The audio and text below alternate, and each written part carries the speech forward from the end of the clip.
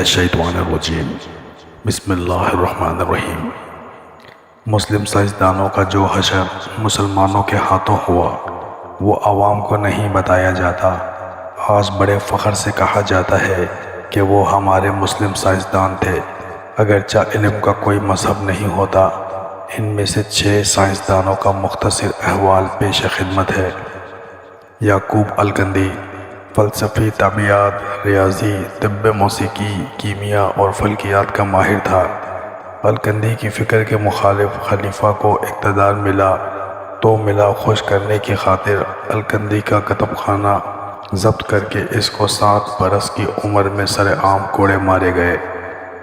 ابن راشد یورپ کے نشاط ثانیہ میں کلیدی کردار ادا کرنے والے اندلس کے مشہور عالم ابن راشد کو بے دین قرار دے کر اس کی کتاب نظر آتش کر دی گئی۔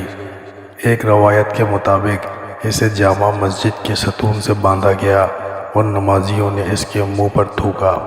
اس عظیم عالم نے زندگی کے آخری دن ذلت اور گمنامی کی حالت میں بسر کیے۔ ابن سینا جدید طب کے بانی ابن سینا کو بھی گمراہی کا مرتکب اور مرتد قرار دیا گیا۔ مختلف حکمران اس کے تعاقب میں رہے اور وہ جان بچا کر چھپتا پھرتا رہا۔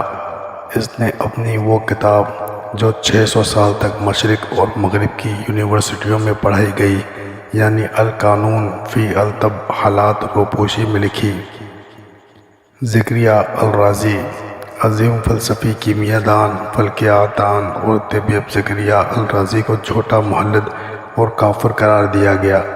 حاکم وقت نے حکم سنایا کہ رازی کی کتاب اس وقت تک اس کے سر پر ماری جائے جب تک یہ تو کتاب نہیں پھٹ جاتی یا رازی کا سر اس طرح بار بار کتابیں سر پر مارے جانے کی وجہ سے رازی اندھا ہو گیا اور اس کے بعد موت تک کبھی نہ دیکھ سکا۔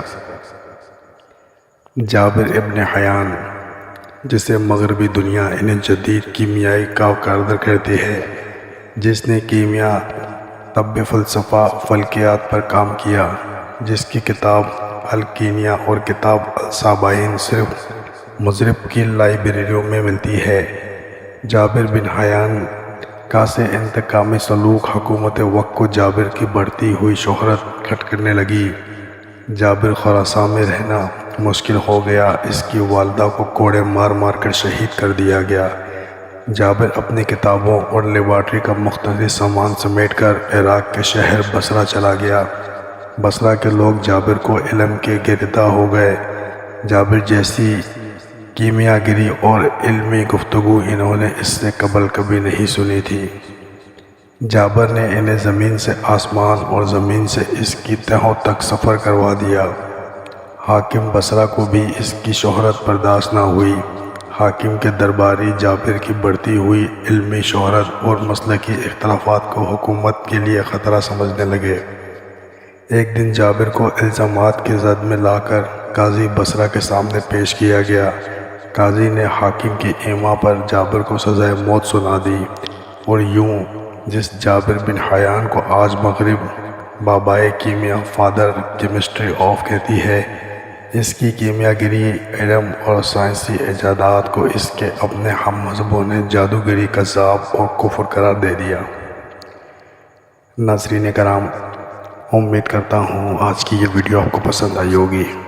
ویڈیو اچھی لگے تو ویڈیو کو لائک کریں اور کمنٹ سیکشن میں اپنی رائے کا اظہار ضرور کریں۔